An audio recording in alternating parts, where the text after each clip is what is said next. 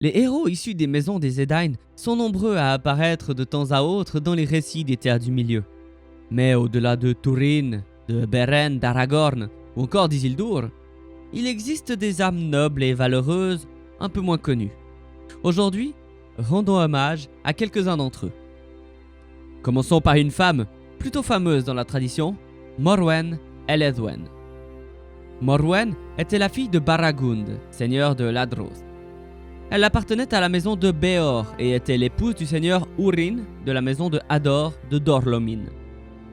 Ils eurent 3 enfants ensemble, Túrin, Lalaith et Nienor. Lalaith succomba au souffle maléfique, un fléau, une maladie envoyée par Morgoth alors qu'elle était encore une jeune enfant. Après le départ d'Urin pour combattre aux côtés de Fingon lors des Nirnaeth Arnoediad, Morwen, qui était enceinte de leur 3e enfant, resta dans la maison de son mari en tant que dame du Dor-lómin. Après la victoire de Morgoth au Nirnaeth, des hordes d'Orientaux qui avaient trahi les Edain envahirent Ithlum. Bien qu'ils aient pris le contrôle du pays, ils ont laissé Morwen et sa famille seuls pendant un certain temps, car son incroyable beauté les a amenés à penser qu'elle était une sorcière ayant des relations avec les elfes.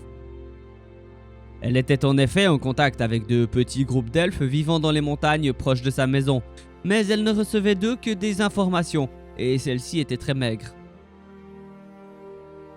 Finalement, elle pensa qu'il était préférable d'envoyer son seul enfant survivant, Túrin, chercher refuge à Doriath. Étant enceinte, et par crainte d'attirer l'attention des Orientaux, Morwen resta elle-même à Dor-lómin. Túrin fut adoptée par le roi Thingol, qui envoya des messagers à Ithlum, apportant des nouvelles du bien-être de Túrin, des invitations de Thingol et des cadeaux de Melian à Morwen. Mais elle refusa de quitter sa maison, notamment parce que sa fille, Nienor, était encore un bébé. À sa place, elle envoya à Túrin le Aume de Hador, à Crête de Dragon, l'héritage de leur maison. La maison de Morwen fut opprimée par les Orientaux de Broda. Pendant ce temps, Túrin s'était exilé hors de Doriath et s'était fait un héros. La renommée de l'épée noire parvint jusqu'à Ithlum, disant qu'il nettoyait le Beneriand de tous ses périls. Sans que Morwen sache qu'il s'agissait de son propre fils, évidemment. Nienor avait maintenant grandi, et Morwen finit par fuir la tyrannie de Ithlum à travers Eredwethrin et vint à Doriath pour découvrir que son fils était parti. Les voyages de Túrin l'amenèrent également dans le nord, et il libéra Dor-lómin, mais il était trop tard, car Morwen et Nienor étaient partis depuis longtemps.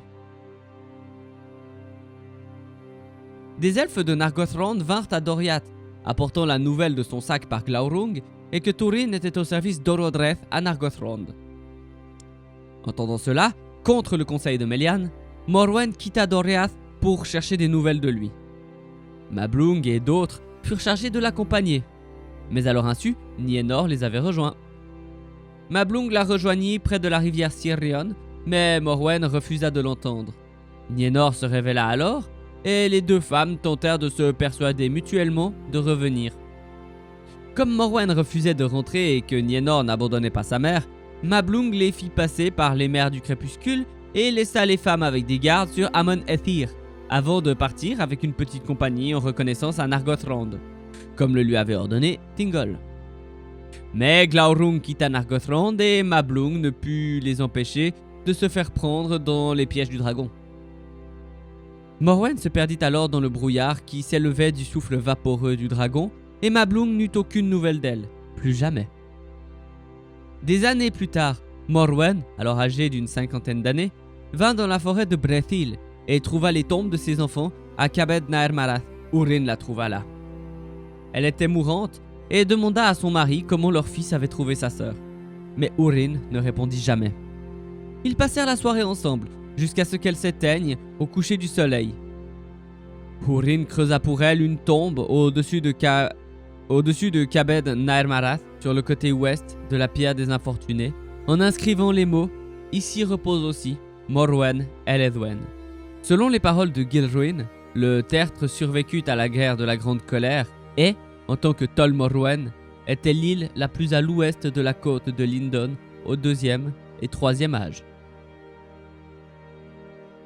Voilà pour ce qui était de Morwen el Edwen. Maintenant, nous allons parler d'un deuxième personnage du premier âge, et on va parler donc de Brandir.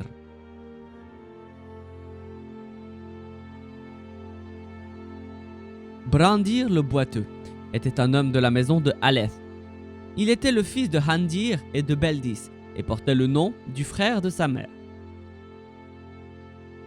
Brandir a subi un accident dans son enfance qui lui a causé une fracture de la jambe et l'a laissé boiteux pour le reste de sa vie.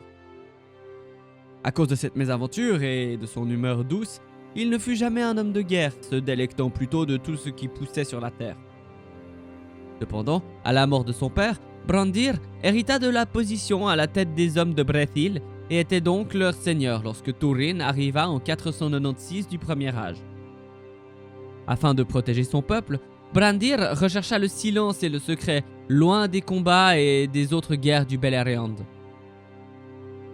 Turin fut amené à Brandir sur une civière portée par des bûcherons qui l'avaient sauvé d'une attaque orque. Il s'était évanoui en voyant le tertre où les bûcherons avaient enterré la défunte Finduilas de Nargothrond. Et lorsque Brandir regarda Turin, une ombre assombrit son cœur.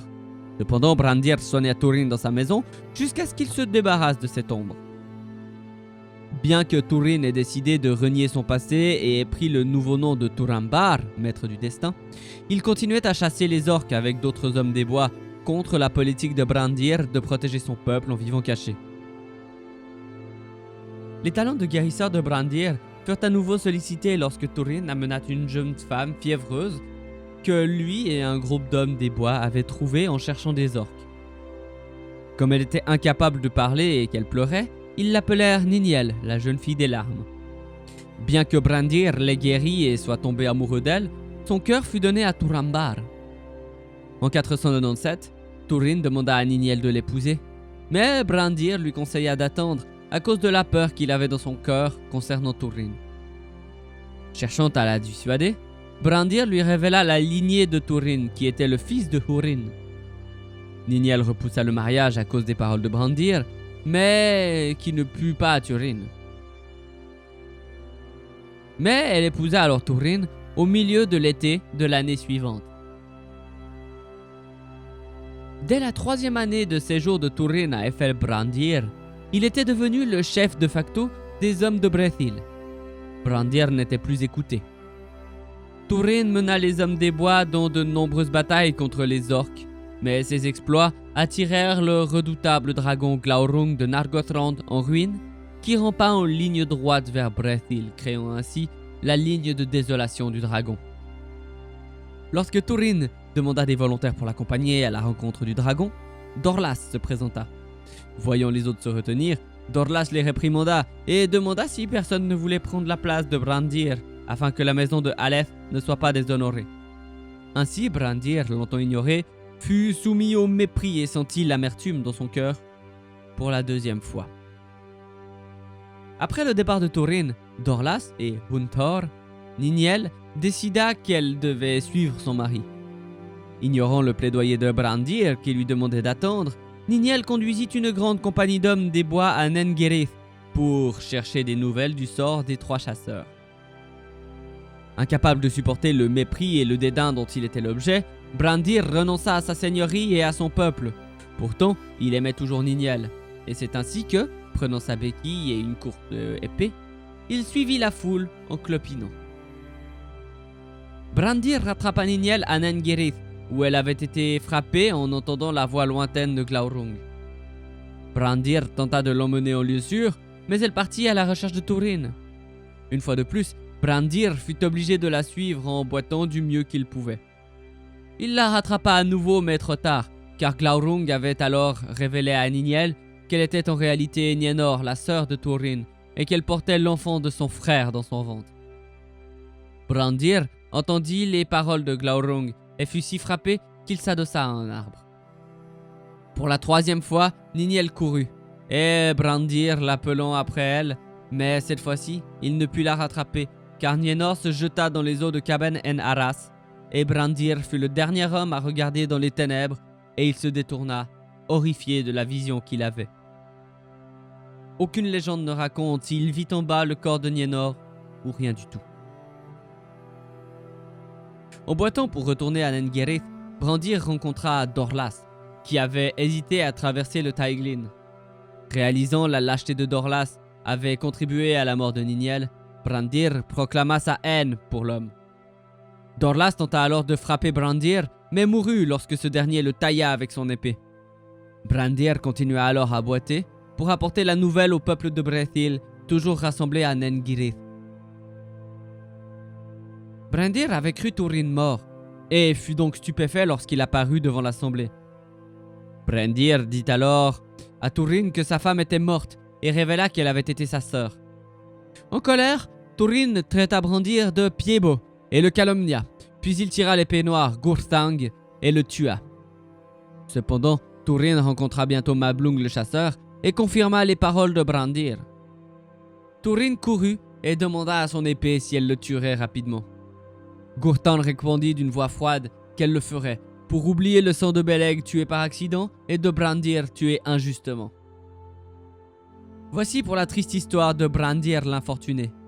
Mais maintenant, partons d'un âge en avant et pour parler d'Erendis de Númenor.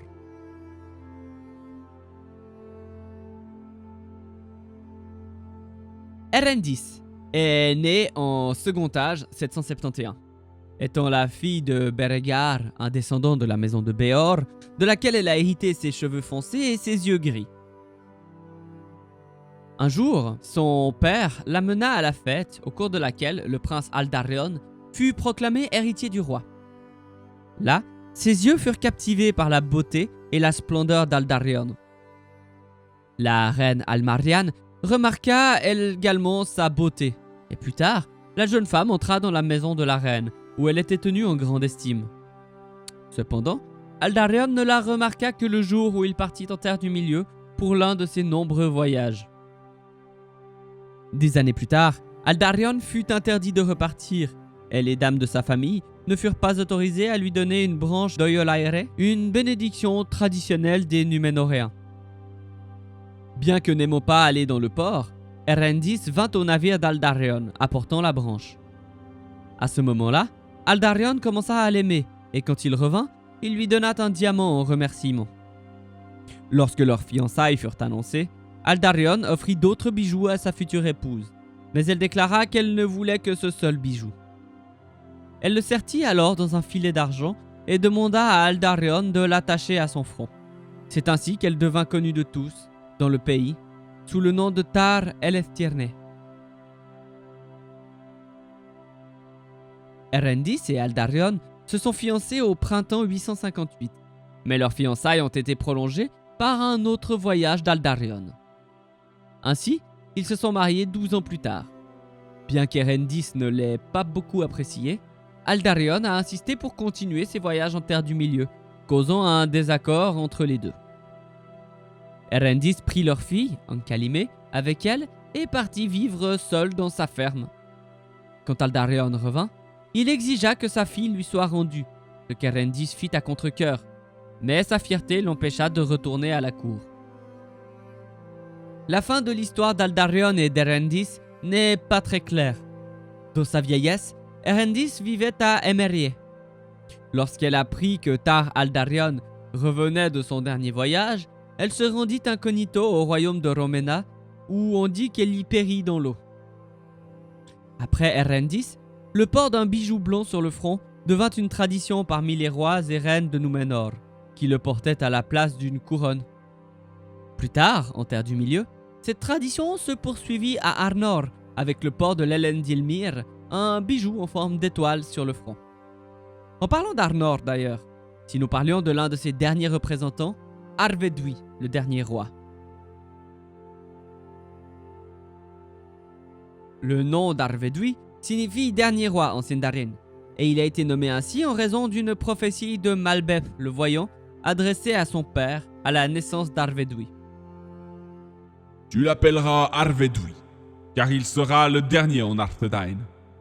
Un choix s'offrira aux Dúnedain, et s'ils prennent celui qui semble le moins prometteur, alors ton fils changera de nom et deviendra le roi d'un immense royaume. Si ce n'est pas le cas, alors beaucoup de chagrin et de nombreuses vies d'hommes s'écouleront, jusqu'à ce que les Dúnedain se lèvent et soient à nouveau unis. Arvedui avait épousé Firiel, la fille du roi Ondoher de Gondor, en 1940. Réparant le lien entre les deux royaumes en exil après des années et des années d'éloignement. En 1944, Ondoher, ainsi que ses fils Artamir et Faramir, furent tués lors d'une bataille contre les gens des chariots. Arvedui envoie alors des messagers au Gondor pour réclamer la royauté, à la fois en tant que descendant d'Isildur et en tant qu'époux de Firiel, qui, selon l'ancienne loi núménoréenne, aurait dû devenir la première reine régente. En 1945, le conseil de Gondor, persuadé par l'intendant Pelendur, vota contre la revendication d'Arvedui en faveur d'Eärnil, un parent éloigné du roi et le général victorieux de la guerre contre les gens des chariots. Lorsqu'Arvedui devint roi en 1964, son royaume avait déjà commencé à s'effondrer, et il luttait désespérément pour retenir les forces d'Angmar. En 1974, le roi sorcier descendit du nord, capturant Fornost et poussant la plupart des Dúnedain au-delà du fleuve Lune. Arvedui et ses partisans ont sauvé plusieurs héritages d'Arnor, comme l'anneau de Bahir et les Palantiri d'Amonsul et d'Anúminas. Ils ont tenu bon sur les hauts du nord pendant un court moment, avant d'être contraints de se cacher dans d'anciennes mines naines des montagnes bleues. Finalement, à cause de la faim et du désespoir, ils ont cherché l'aide des Lothoth dans la baie des glaces de Fort-Rochelle. Les hommes des neiges ne furent pas impressionnés par les bijoux des Arnoriens, mais aidèrent le roi et ses hommes par pitié et par peur de leurs armes, leur donnant de la nourriture et leur construisant des huttes de neige. Arvedui et ses hommes durent y rester car leurs chevaux avaient péri, et ils gardèrent constamment un feu allumé en attendant de l'aide. Cet hiver-là fut particulièrement long et rude. En 1974, lorsque Círdan entendit le fils d'Arvedui, Aranath, lui parler de sa situation critique, il envoya un bateau à Fort-Rochelle pour le retrouver.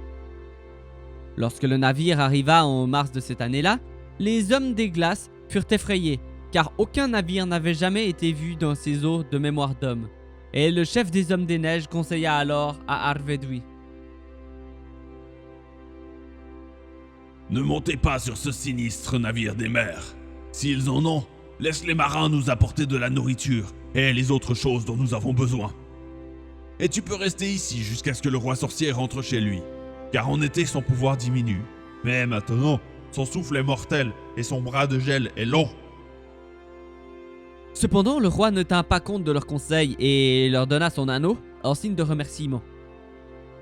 Lorsque le navire prit la mer, un grand vent vint du nord, et la coque du navire se brisa sur la glace. Ainsi mourut le dernier roi d'Arthedain, et avec lui les deux Palantiri furent perdus.